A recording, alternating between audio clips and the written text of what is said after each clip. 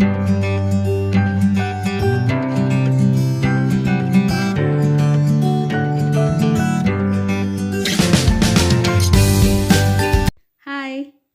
നമ്മൾ ഹൈഡ്രജൻ എന്ന് പറയുന്ന ചാപ്റ്ററാണ് ഡിസ്കസ് ചെയ്തുകൊണ്ടിരുന്നത് അല്ലേ? നമുക്കത് കണ്ടിന്യൂ ചെയ്യാം. ഇന്ന് നമ്മൾ ആദ്യമായിട്ട് ഡിസ്കസ് ചെയ്യാൻ പോകുന്നത് ഹൈഡ്രജൻ്റെ ചില പ്രധാനപ്പെട്ട ഉപയോഗങ്ങളാണ്. Uses of dihydrogen. First one, hydrogen is used in the preparation of ammonia by Haber process. നമുക്ക് പഠിച്ചിട്ടുള്ള കാര്യമാണ്. അമോണിയ ഉണ്ടാക്കുന്ന ആ പ്രോസസ്സിനെ വിളിക്കുന്ന പേരാണ് ഹേബർ പ്രോസസ്സ് അല്ലേ? ആ ഹേബർ പ്രോസസ്സിൽ അല്ലെങ്കിൽ അമോണിയ ഉണ്ടാക്കാൻ വേണ്ടിയിട്ട് നമ്മൾക്ക് വേണ്ട ഏറ്റവും പ്രധാനപ്പെട്ട കാര്യം എന്താണ്? ഹൈഡ്രജനാണ്. ഹൈഡ്രജനും ചേർന്നിട്ടാണ് അമോണിയ ഉണ്ടാവുന്നത്. അപ്പോൾ ഹൈഡ്രജൻ്റെ ഏറ്റവും ഫസ്റ്റ് ഉപയോഗം എന്ന് പറയുന്നത് അമോണിയ ഉണ്ടാക്കാൻ നമുക്ക് ഹൈഡ്രജൻ ആവശ്യമാണ്. Second one, it is used in the hydrogenation of vegetable oils. നമ്മൾ റിയാക്ഷൻസ് ഹൈഡ്രജൻ്റെ പഠിച്ചപ്പോൾ പറഞ്ഞതാണ്. വെജിറ്റബിൾ ഓയിൽസിൻ്റെ ഹൈഡ്രോജനേഷൻ നടത്തിയിട്ടാണ് നമ്മൾ എന്തുണ്ടാക്കുന്നത്? വനസ്പതി, ഡാൽഡയൊക്കെ ഉണ്ടാക്കുന്നതെന്ന് പറഞ്ഞു. അപ്പോൾ അതാണ് രണ്ടാമത്തെ use. Hydrogen is used in the hydrogenation of vegetable oils. അടുത്തത്, മെറ്റൽ ഹൈഡ്രൈഡുകൾ ഉണ്ടാക്കാൻ ഹൈഡ്രജൻ ആവശ്യമാണ്. മെറ്റൽ ഹൈഡ്രൈഡ്സ് എന്ന് പറഞ്ഞാൽ നമ്മൾ പറഞ്ഞിട്ടുണ്ട്, സോഡിയം ഹൈഡ്രൈഡ്, അതുപോലെ പൊട്ടാസ്യം ഹൈഡ്രൈഡ് തുടങ്ങിയ ഹൈഡ്രൈഡുകൾ, അതൊക്കെ ഉണ്ടാക്കാൻ വേണ്ടിയിട്ട് എന്താവശ്യമാണ്? ഹൈഡ്രജൻ ആവശ്യമാണ്. അടുത്ത ഉപയോഗം, hydrogen is used for the preparation of hydrogen chloride. Hydrogen chloride എന്ന് പറഞ്ഞാൽ വളരെ പ്രധാനപ്പെട്ട ഒരുപാട് ഉപയോഗങ്ങളുള്ള ഒരു കെമിക്കലാണ്. ആ കെമിക്കൽ ഉണ്ടാക്കാൻ നമുക്ക് ഹൈഡ്രജൻ ആവശ്യമാണ്. അടുത്ത യൂസ് എന്ന് പറയുന്നത്, നിങ്ങൾക്ക് കട്ടിങ്, വെൽഡിങ്ങിനൊക്കെ ഉപയോഗിക്കുന്ന ഒരു പ്രത്യേക തരം ടോർച്ച് കണ്ടിട്ടുണ്ടാവും. അതിന് നമ്മൾ ഓക്സി ഹൈഡ്രജൻ ടോർച്ച് അല്ലെങ്കിൽ ആറ്റോമിക് ഹൈഡ്രജൻ ടോർച്ച് എന്നാണ് പറയുക. അത്തരം ടോർച്ചുകളിൽ ഹൈഡ്രജൻ ഉപയോഗിക്കുന്നുണ്ട്. അപ്പോൾ അതാണ് atomic hydrogen and oxy hydrogen torches find use for cutting and welding purposes. Now next one, it is used as A rocket fuel in space research. അത് നമുക്കറിയാവുന്ന കാര്യമാണ് അല്ലേ? റോക്കറ്റ് ഫ്യൂവലായിട്ട് നമ്മൾ ഉപയോഗിക്കുന്നത്, ഒരു പ്രധാനപ്പെട്ട റോക്കറ്റ് ഇന്ധനം എന്ന് പറയുന്നത് ഹൈഡ്രജനാണ്. Last one, dihydrogen is used in fuel cells for generating electrical energy. ഇതിനെ പറ്റിയിട്ടൊക്കെ നമ്മൾ കുറച്ചൊക്കെ ഇപ്പോൾ തന്നെ ഡിസ്കസ് ചെയ്യും, കുറച്ച് നേരം അടുത്ത ടോപ്പിക്കൊക്കെ ആയിട്ട്.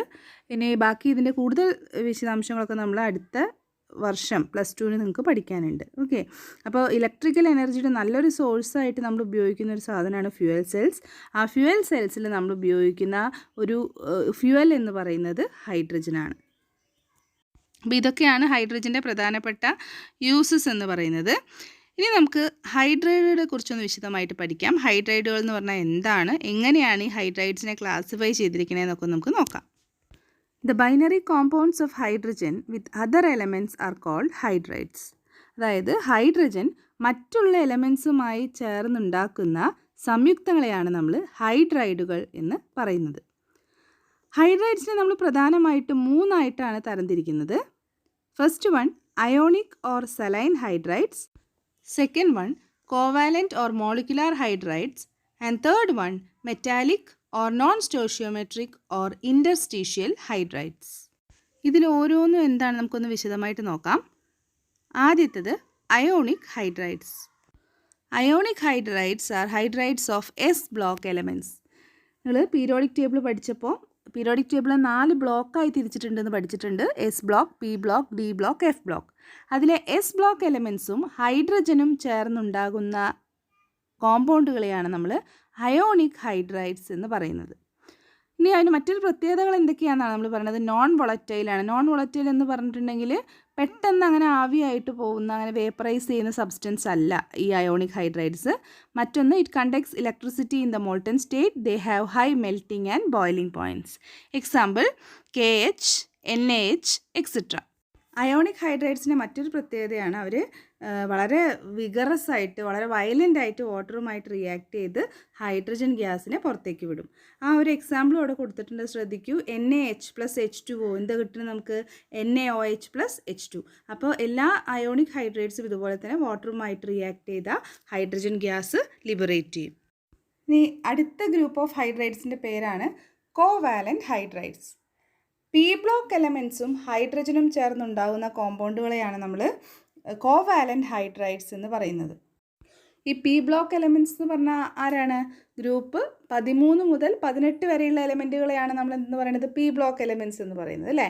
അപ്പോൾ അവരുണ്ടാക്കുന്ന ഹൈഡ്രജനുമായിട്ടുണ്ടാക്കുന്ന കോമ്പൗണ്ടാണ് ഈ കോവാലൻ്റ് ഹൈഡ്രൈഡുകൾ എന്ന് പറയുന്നത്. എസ് ബ്ലോക്ക് എന്ന് പറഞ്ഞാൽ അറിയാമെന്ന് വിചാരിക്കണു. എസ് ബ്ലോക്ക് എന്ന് പറഞ്ഞാൽ ഏത് ഗ്രൂപ്പുകളാണ്? ഗ്രൂപ്പ് 1ഉം 2ഉം ആണ് എസ് ബ്ലോക്ക് എലമെൻറ്റ്സ് അല്ലേ. അങ്ങനെ എസ് ബ്ലോക്കും ഹൈഡ്രജനും ചേർന്നുണ്ടാവുന്നതാണ് നമ്മളിപ്പോൾ നേരത്തെ പഠിച്ച അയോണിക് ഹൈഡ്രൈഡ്സ്. പി ബ്ലോക്ക് എലമെൻറ്റ്സും ഹൈഡ്രജനും ചേർന്നുണ്ടാവുന്ന ഹൈഡ്രൈഡുകളാണ് നമ്മളിപ്പോൾ പറയുന്ന കോവാലൻ്റ് ഹൈഡ്രൈഡ്സ്. ഈ കോവാലൻ്റ് ഹൈഡ്രൈഡ്സിൻ്റെ പ്രത്യേകതകളാണ്, ഒന്ന് ഇത് വൊളറ്റൈലാണ്, അതായത് പെട്ടെന്ന് വേപ്പറൈസ് ചെയ്യുന്ന തരം ഹൈഡ്രൈഡുകളാണ് ഈ കോവാലൻ്റ് ഹൈഡ്രൈഡ്സ്. രണ്ടാമത്തെ ഒരു നോൺ കണ്ടക്ടേഴ്സാണ്, അങ്ങനെ ഇലക്ട്രിസിറ്റി ഒന്നും കടത്തി വിടാത്ത സബ്സ്റ്റൻസസ് ആണ് കോവാലൻ്റ് ഹൈഡ്രൈഡ്സ് എന്ന് പറയുന്നത്.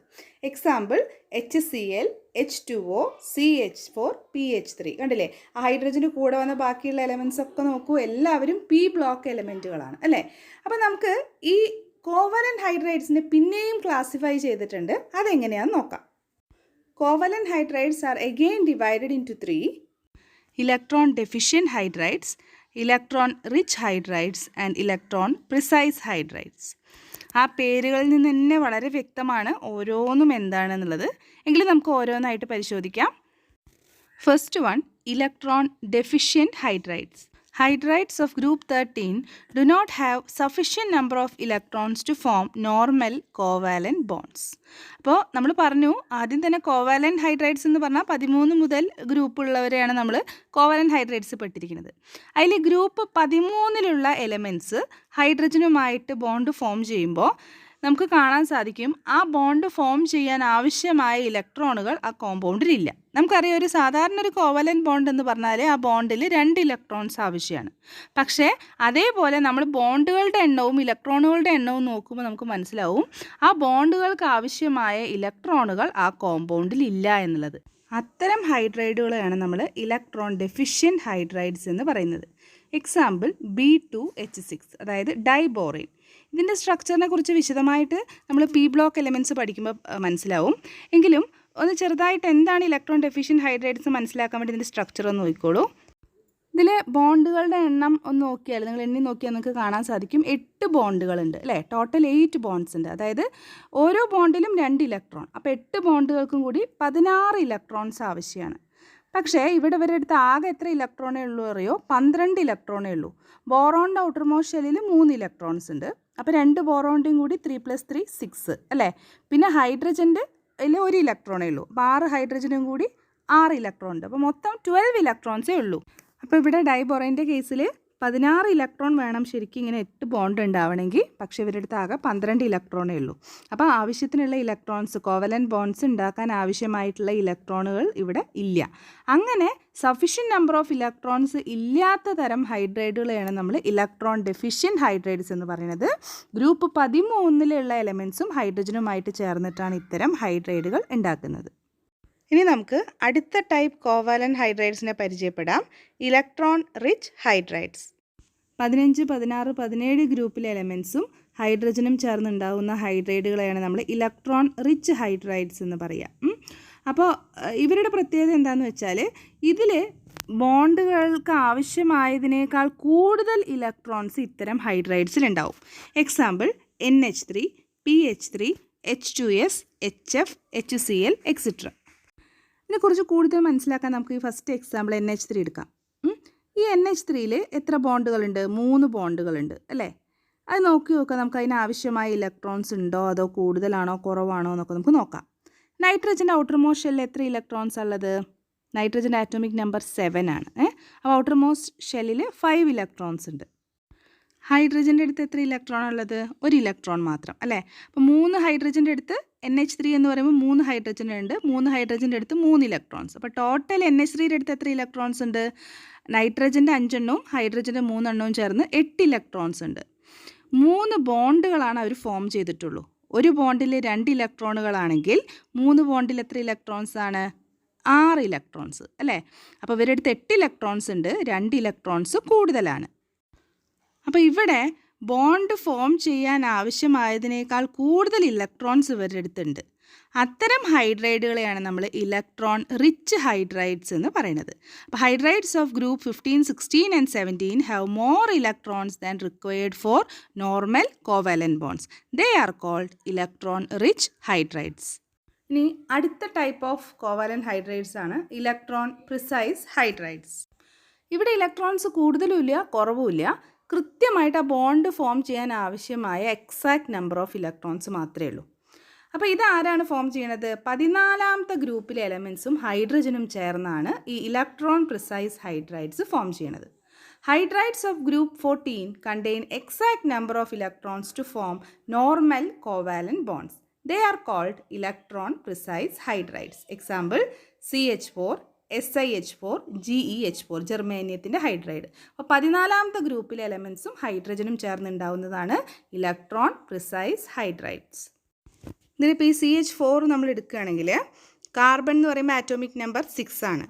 അതായത് അതിൻ്റെ ഔട്ടർ മോസ്റ്റ് ഷെല്ലിൽ എത്ര ഇലക്ട്രോൺ ഉണ്ട്? ഇലക്ട്രോണിക് കോൺഫിഗറേഷൻ എഴുതുകയാണെങ്കിൽ 2, 4 എന്ന് വരും. ലാസ്റ്റ് ഷെല്ലിൽ 4 ഇലക്ട്രോൺസ് ആണുള്ളത് അല്ലേ? ഈ 4 ഇലക്ട്രോണും ഹൈഡ്രജൻ്റെ 4 ഇലക്ട്രോൺസും, ഓരോ ഹൈഡ്രജനും 4 ഇലക്ട്രോൺ ഉണ്ട്. അപ്പോൾ 4 ഹൈഡ്രജനും കൂടി 4 ഇലക്ട്രോൺ, മൊത്തം 8 ഇലക്ട്രോണുകളാണുള്ളത്. എത്ര ബോണ്ടുകളുണ്ട് ഇവിടെ എണ്ണി നോക്കൂ. 4 ബോണ്ടുകളുണ്ട്. അതായത് 8 ഇലക്ട്രോൺസാണ് ആവശ്യം. ഇവരുടെ അടുത്ത് കൃത്യമായിട്ട് 8 ഇലക്ട്രോൺസ് ഉണ്ട്. ഇവരെയാണ് നമ്മൾ ഇലക്ട്രോൺ പ്രിസൈസ് ഹൈഡ്രൈഡ്സ് എന്ന് വിളിക്കുന്നത്. അപ്പോൾ നമ്മൾ ഇപ്പോൾ 2 തരം ഹൈഡ്രൈഡുകളെ കുറിച്ച് കണ്ടു. അയോണിക് ഹൈഡ്രൈഡ്സും കോവാലന്റ് ഹൈഡ്രൈഡ്സും. കോവാലന്റ് ഹൈഡ്രൈഡ്സിനെ പിന്നെയും 3ആയിട്ട് ക്ലാസിഫൈ ചെയ്തു. Electron deficient hydrides, electron rich hydrides and electron precise hydrides. എന്നാൽ ഇനി നമുക്ക് 3ാമത്തെ തരം ഹൈഡ്രൈഡുകൾ ഏതാണെന്ന് നോക്കാം. Metallic hydrides. Metallic hydrides are hydrides of D and F block elements. അതായത് ഡിയിലെയും അതേപോലെ F ബ്ലോക്കിലെയും എലമെൻസും ഹൈഡ്രജനും ചേർന്നുണ്ടാവുന്നതാണ് മെറ്റാലിക് ഹൈഡ്രൈഡ്സ് എന്ന് പറയുന്നത്. പക്ഷെ നമ്മളിവിടെ എടുത്തു പറയേണ്ട ഒരു കാര്യമുണ്ട്. D ബ്ലോക്കിലെ എല്ലാ എലമെൻസും എന്ത് ചെയ്യില്ല? ഇത്തരം ഹൈഡ്രൈഡുകൾ ഉണ്ടാക്കില്ല. D ബ്ലോക്ക് എന്ന് പറഞ്ഞാൽ 3 മുതൽ 12 വരെയുള്ള ഗ്രൂപ്പ് വരെയാണ് നമ്മൾ D ബ്ലോക്ക് എന്ന് വിളിക്കുന്നത് അല്ലേ? ആ D ബ്ലോക്കിലെ 3, 4, 5 ഈ 3 ഗ്രൂപ്പുകാരും അതേപോലെ 6ാമത്തെ ഗ്രൂപ്പിൽ നിന്ന് ക്രോമിയവും മാത്രമാണ് ഹൈഡ്രൈഡായിട്ട് ഉണ്ടാവുന്നത്. പിന്നെ F ബ്ലോക്ക് എലമെൻസും. അപ്പോൾ ഇവരെയാണ് നമ്മൾ മെറ്റാലിക് ഹൈഡ്രൈഡ്സ് എന്ന് വിളിക്കുന്നത്. These hydrides are generally formed by the transition metals of group 3, 4, 5 of D block, chromium metal of group 6 and F block elements. മനസ്സിലായല്ലോ? ഇവിടെ നമ്മൾ ശ്രദ്ധിക്കേണ്ട ഒരു കാര്യം എന്താ വെച്ചാൽ 7, 8, 9 ഗ്രൂപ്പിലെ D ബ്ലോക്ക് എലമെൻസിന് ഹൈഡ്രൈഡ്സ് ഉണ്ടാക്കാൻ തീരെ കഴിവില്ല. അതുകൊണ്ട് തന്നെ ഈ 7, 8, 9 ഈ ഭാഗത്തെ നമ്മൾ വിളിക്കുന്ന പേരാണ് hydride gap of D block എന്ന്. ഹൈഡ്രൈഡ് ഗ്യാപ്പ് അങ്ങനെ വിളിക്കാനുള്ള കാരണം അവരുടെ inability to form hydrides. The inability of group 7, 8 and 9 of periodic table to form hydrides is called hydride gap of D block elements. Metallic ഹൈഡ്രൈഡ്സിൻ്റെ example നിങ്ങൾ ശ്രദ്ധിച്ചു അല്ലേ? LaH 2.87 അതുപോലെ ZrH 1.3 അങ്ങനെയൊക്കെയാണ്. ഹോൾ നമ്പേഴ്സ് ആയിട്ടല്ല കൊടുത്തിരിക്കുന്നത് ഹൈഡ്രജൻ്റെ ആ നമ്പർ അല്ലേ? അപ്പം അതുകൊണ്ടാണ് അവരെ നമ്മൾ നോൺ സ്റ്റോഷിയോമെട്രിക് ഹൈഡ്രൈഡ്സ് എന്ന് വിളിക്കുന്നത്.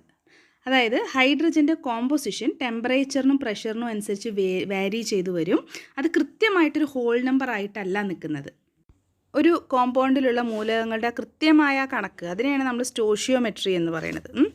പക്ഷേ ഈ മെറ്റാലിക് ഹൈഡ്രൈഡ്സിൻ്റെ കേസിൽ നമുക്ക് കാണാൻ സാധിക്കും അങ്ങനെ കൃത്യമായിട്ടൊരു ഹോൾ നമ്പർ റേഷ്യോയിലല്ല അതിലെ എലമെൻറ്റ് ഉള്ളത്.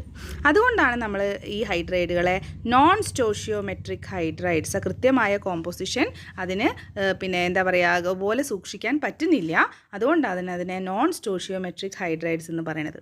അപ്പോൾ നമ്മൾ ഫസ്റ്റ് എക്സാമ്പിൾ LaH 2.87 എന്ന് പറയുന്നത് ശരിക്കും അതിൻ്റെ ഫോർമുല എന്ന് പറയുന്നത് LaH3 അതാണ് ലെന്താനം ഹൈഡ്രൈഡിൻ്റെ പിന്നെ ഫോർമുല എന്ന് പറയുന്നത്. അതിൽ ആ H3 കൃത്യമായിട്ട് ആ 3 എന്ന് പറയുന്ന ഹോൾ നമ്പറിലേക്ക് എത്തണില്ല. 2.87 ഒക്കെയാണ് വരുന്നത്. അതിൻ്റെ ആ കോമ്പോസിഷനിൽ ചെറിയ വ്യത്യാസം വരുന്നുണ്ട്. മനസ്സിലായി? അതുപോലെ തന്നെയാണ് ഓരോ മെറ്റാലിക് ഹൈഡ്രൈഡിൻ്റെ കേസിലും ചെറിയ വ്യത്യാസം അതിൻ്റെ ആ ഒരു കോമ്പോസിഷനിൽ വരുന്നത് കൊണ്ടാണ് ഈ മെറ്റാലിക് ഹൈഡ്രൈഡുകളെ നമ്മൾ നോൺ സ്റ്റോഷിയോമെട്രിക് ഹൈഡ്രൈഡ്സ് എന്ന് വിളിക്കുന്നത്. The composition of metallic hydrides may not correspond to the simple whole number ratio. Therefore, they are called non-stoichiometric hydrides. അപ്പോൾ ഇത്ര നേരം നമ്മൾ കണ്ടത് ഹൈഡ്രൈഡ്സിൻ്റെ ക്ലാസിഫിക്കേഷനാണ്. 3 പ്രധാനപ്പെട്ട ക്ലാസിഫിക്കേഷൻ നമ്മൾ കണ്ടു. Ionic hydrides, covalent hydrides and metallic hydrides. അപ്പോൾ ഈ പറഞ്ഞ ടോപ്പിക്ക്, അതായത് ഈ ഹൈഡ്രൈഡ്സിൻ്റെ ക്ലാസിഫിക്കേഷൻ എന്ന് പറയുന്നത് വളരെ ഇമ്പോർട്ടൻ്റ് ആയിട്ടുള്ളൊരു ടോപ്പിക്കാണ്. 3 മാർക്കിനും 4 മാർക്കിനും ഒക്കെ ഒരു എസ്സേ ടൈപ്പ് ചോദിക്കാൻ സാധ്യതയുള്ളതാണ്. മനസ്സിലാണ്. അപ്പോൾ നന്നായിട്ട് പഠിക്കുക, വളരെ എളുപ്പമാണ്. ഹൈഡ്രൈഡ്സിൻ്റെ 3 ക്ലാസിഫിക്കേഷൻ്റെ പേരും എന്തൊക്കെയാണ് അവരുടെ പ്രത്യേകതകൾ എന്നുള്ളത് നന്നായിട്ട് പഠിച്ചു വയ്ക്കാം കേട്ടോ. നമുക്കിനി അടുത്ത ടോപ്പിക്കിലേക്ക് കിടക്കാം. നമ്മൾ ഹൈഡ്രജൻ്റെ യൂസസ് പഠിച്ചപ്പോൾ ഹൈഡ്രജൻ നല്ലൊരു ഫ്യൂവലാണ് എന്ന് നമ്മൾ പറഞ്ഞിരുന്നു അല്ലേ. അപ്പോൾ അടുത്തതായിട്ട് നമ്മൾ ഡിസ്കസ് ചെയ്യാൻ പോകുന്നത് ഹൈഡ്രജൻ ഒരു ഫ്യൂവൽ ആയതുകൊണ്ടുള്ള അഡ്വാൻറ്റേജസ് എന്തൊക്കെയാണ് എന്നുള്ളതാണ്. ഇവിടെ നമ്മൾ ആദ്യം ഡിസ്കസ് ചെയ്യാൻ പോകുന്ന ടോപ്പിക്ക് ഹൈഡ്രജൻ എക്കണോമിയാണ്. എന്താണ് ഈ ഹൈഡ്രജൻ എക്കണോമി എന്ന് വെച്ചാൽ, അതായത് ഊർജത്തിൻ്റെ നല്ലൊരു സ്രോതസ്സ് എന്ന രീതിയിൽ ഹൈഡ്രജനെ എങ്ങനെ ഉപയോഗിക്കാം, അതാണ് ഹൈഡ്രജൻ എക്കണോമിയുടെ കാതലായിട്ടുള്ള ഭാഗം. അപ്പോൾ the proposal of using hydrogen as an alternative source of energy is called hydrogen economy. അപ്പോൾ ഹൈഡ്രജനെ ഒരു ഫ്യൂവൽ സോഴ്സായിട്ട് അല്ലെങ്കിൽ ഒരു എനർജി സോഴ്സായിട്ട് ഉപയോഗിക്കാൻ പറ്റുന്ന ആ പ്രപ്പോസലിനെയാണ് നമ്മൾ ഹൈഡ്രജൻ എക്കണോമി എന്ന് വിളിക്കുന്നത്.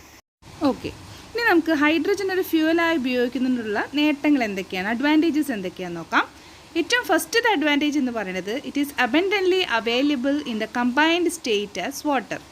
നമുക്കറിയാം നമ്മുടെ ഭൂമിയിൽ 70% കൂടുതലും ജലമുണ്ട് എന്നുള്ളത് അല്ലേ. ഈ വാട്ടർ എന്ന് പറയുന്നതിൽ എന്താ ഉള്ളത്, ഹൈഡ്രജൻ ഉണ്ട്. അപ്പോൾ ഹൈഡ്രജൻ നല്ലൊരു സോഴ്സായിട്ട് നമുക്ക് വാട്ടർ ഉപയോഗിക്കാമെന്നുള്ളത് കൊണ്ട് തന്നെ ഹൈഡ്രജൻ നമുക്ക് ഇഷ്ടം പോലെ ഈ ഭൂമിയിൽ അവൈലബിൾ ആണ്. അതാണ് ഒന്നാമത്തെ നേട്ടം. സാധാരണ ഏതൊരു ഫ്യൂവൽ ഉപയോഗിക്കുമ്പോഴും അതിൻ്റെ ഒരു ഡിസഡ്വാൻറ്റേജ് എന്ന് പറയുന്നത് ഒരുപാട് പൊല്യൂഷൻ ഉണ്ടാക്കുമെന്നുള്ളതാണ്. പക്ഷേ ഹൈഡ്രജൻ്റെ ഒരു മേന്മ എന്താണെന്ന് വെച്ചാൽ ഹൈഡ്രജൻ നമുക്ക് ഫ്യൂവലായിട്ട് ഉപയോഗിക്കാം, ഒരുപാട് എനർജി നമുക്ക് തരും. ഒപ്പം തന്നെ അതിൻ്റെ ഏറ്റവും വലിയൊരു മേന്മ ഒരു പൊല്യൂഷനും അത് ഉണ്ടാക്കണില്ല എന്നുള്ളതാണ്. ആ ഫ്യൂവൽ എനർജി ആയിട്ട് മാറുന്നതിനൊപ്പം നമുക്ക് കിട്ടുന്ന ഒരു ബൈ പ്രോഡക്റ്റ് എന്ന് പറയുന്നത് വാട്ടറാണ്. അപ്പോൾ അതുമാണ് രണ്ടാമത്തെ അഡ്വാൻറ്റേജ് ആയിട്ട് നമ്മൾ പറയുന്നത്. Use of hydrogen as fuel provides pollution free atmosphere. അടുത്ത അഡ്വാൻറ്റേജ് എന്ന് പറയുന്നത് സാധാരണ ഏതൊരു ഫ്യൂവലും എടുക്കുകയാണെങ്കിലും, ഇപ്പോൾ ഫോസിൽ ഫ്യൂവൽ എടുക്കുകയാണെങ്കിൽ കോളാണെങ്കിലും പെട്രോളിയം ആണെങ്കിലും ഒക്കെ നമ്മൾ പറയും അത് നമുക്കതിന് ക്ഷാമം നേരിടും അല്ലേ. ഒരുപാട് ദുരുപയോഗം നടത്തിയിട്ടുണ്ടെങ്കിൽ നമുക്കത് പിന്നെ കിട്ടാതെയാവും എന്നൊക്കെ നമ്മൾ പറയും. അങ്ങനത്തെ ഒരു ഊർജ്ജക്ഷാമം നമ്മൾ ഒരുപാട് അനുഭവിക്കുന്നുമുണ്ട്. പക്ഷേ ഹൈഡ്രജൻ്റെ ഒരു മേന്മ എന്ന് പറയുന്നത് അത് പിന്നെയും റീജനറേറ്റ് ചെയ്യാനുള്ള സമയം വളരെ കുറവാണ്.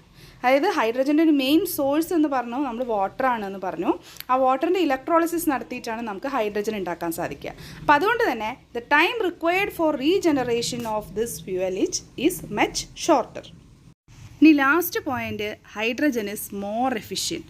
അതായത് നമ്മളിപ്പോൾ ഒരു ഓട്ടോമൊബൈൽ എൻജിൻ എടുക്കുകയാണ്, അത് ഇപ്പോൾ സാധാരണ പെട്രോളൊക്കെ വഴി ഒരു ബേൺ ചെയ്യുന്ന അല്ലെങ്കിൽ വർക്ക് ചെയ്യുന്ന ഒരു എൻജിനേക്കാളും 25 to 50% മോർ എഫിഷ്യൻ്റ് ആണ് ഹൈഡ്രജൻ വഴി വർക്ക് ചെയ്യുന്ന ഒരു എൻജിൻ എന്ന് പറയുന്നത്. അപ്പോൾ അതാണ് അടുത്ത പോയിൻ്റ്. അപ്പോൾ ഹൈഡ്രജൻ്റെ advantages as a fuel, hydrogen advantages ആണ് നമ്മൾ കണ്ടത്. അപ്പോൾ നമുക്ക് ഇന്നത്തെ ക്ലാസ് ഇവിടെ അവസാനിപ്പിക്കാം. Okay, thank you, by.